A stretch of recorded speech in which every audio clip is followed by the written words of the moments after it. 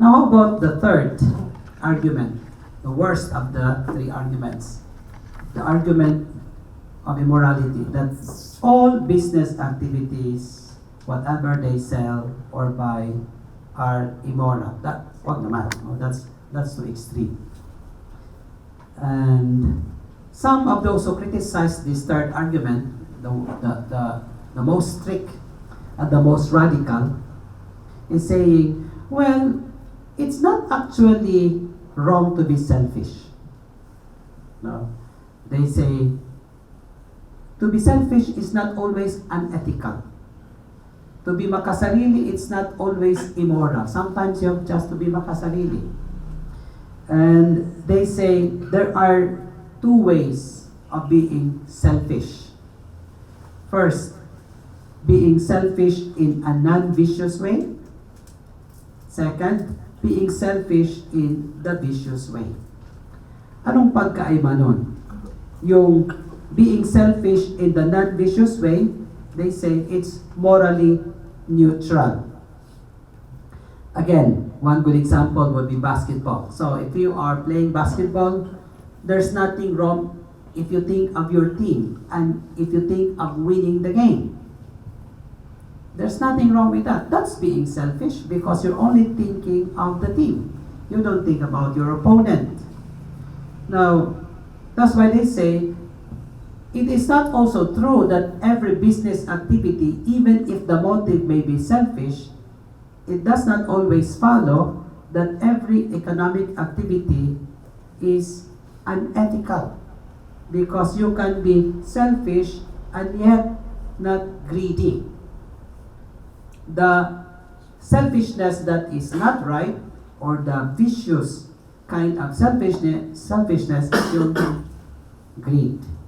Talagang you don't care about others, you only think about yourself.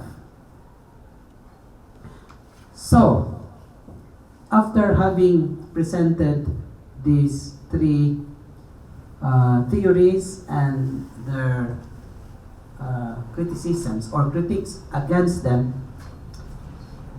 still the question is business activity immoral or not?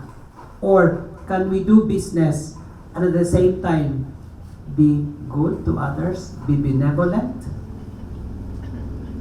Now, some business-minded people say, yes, we can engage in business and still do good for the community.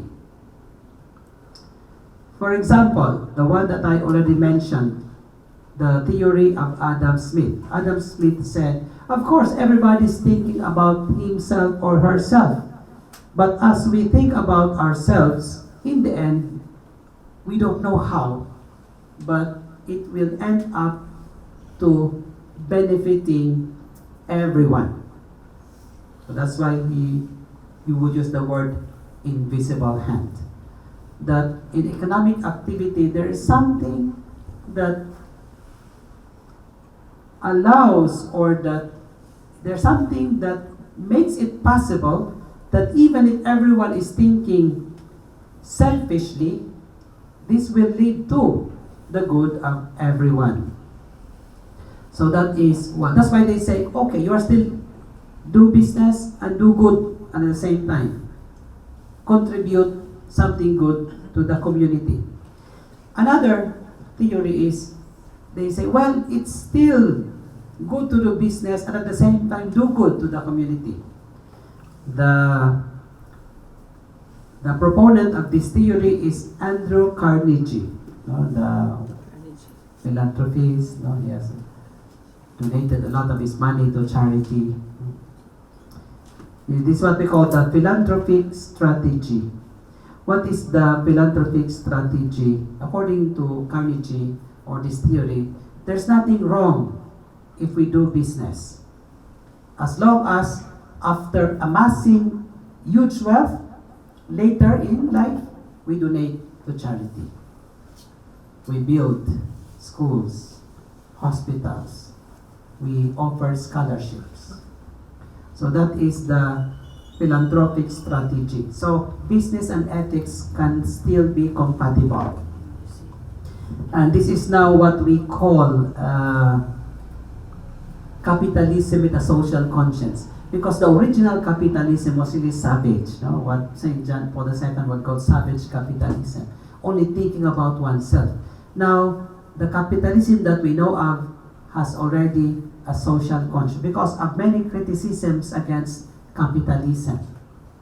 That's why many corporate entities are now required to donate or to apportion part of their income to charity.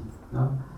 I don't know, am I correct? No, and I think it's now, sasabing corporate responsibility, no, or capitalism with a social conscience. So, according to this theory, philanthropic strategy, there's nothing wrong if you think about yourself and you engage in business with the idea of profiting as much as I can. Because in the end, I can still do good to society by supporting mga cause-oriented activities. Or like, for example, in La Salle, no, there's a big building, the Henry C. in Taft, no, the Henry C. building, donated by Henry C. That's what they're doing now. Or even Bill Gates. No? Bill Gates has been donating billions of dollars to many, like, research on AIDS. No? So they say it's okay to do business and at the same time be ethical. Okay. And now, what can we say about these two examples alone? No? Because other examples or theories, we don't have to dwell on them. Now, with regard to the first theory, the theory of Adam Smith, the invisible hand, no, that it doesn't matter if you think selfishly, because in the end, it will redound to and for the benefit of everyone. There's nothing wrong to be selfish. But the problem with this idea now is, in the end, you are still using others, but for one's benefit. In other words, I am good to you because in the end, it will benefit me. But it's still selfish. How about the philanthropic strategy of Carnegie? He said, it's okay if you think about yourself only, of maximizing your profit and minimizing the cost. Because in the end, pag yumaman ka na, mag-share ka naman. So, na-benefit din yung society. Pero problema niyang approach na yan is, you do bad in order that you can do good later. Parang ngayon, ano ka muna, nakasarili, mamaya, parang hindi pa rin tama. Kasi the act itself is mali. That's why the multi-billion dollar question is, what is the right attitude in doing business? Na hindi ka selfish, pwede hindi na ka naman NGO na. Hindi ka naman charitable institution na lang. Because it's also true that in business, you think about yourself. And you also think about maximizing your profit and minimizing the cost. So is there a possible formula that can connect these two? So yun ang tanong. In fact, yung criticism na against Carnegie was, well, actually some business people donate to charities for tax purposes. No, kasi pag nag-donate sila, selfish pa. Tax exemption. No? Kasi maraming donate. Parang sa ethics, mali pa rin. No? Parang ilang. So ano ba talagang tama? Okay. Now we have one example, real example, that happened in 1980. No? General Motors was facing a net loss in income, the first since 1921. Well, it used to be that General Motors in the US used to be the main car company in the United States. But soon after, pumasok na rin yung China, or not China, at that time, sorry sister, no? Japanese cars, European cars, no? Tapos marami din American cars. So, nagkaroon ng competition. Now, I don't know if it's still to today, but yung main plant nila was in Detroit.